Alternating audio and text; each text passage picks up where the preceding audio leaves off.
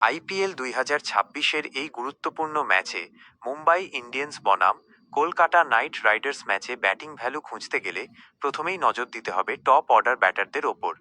ওয়াংখেড়ে স্টেডিয়ামের ব্যাটিং সহায়ক উইকেট সাধারণত পাওয়ার প্লেতে দ্রুত রান তোলার সুযোগ দেয়, যা রোহিত শর্মা এবং কুইন্টন ডে ককের মতো অভিজ্ঞ ওপেনারদের জন্য বড় সুবিধা।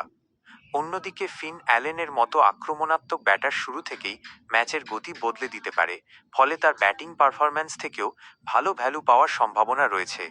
মিডল অর্ডারে ভ্যালু ব্যাটিং অ্যাঙ্গেলে সবচেয়ে গুরুত্বপূর্ণ ভূমিকা রাখবে সূর্যকুমার যাদব।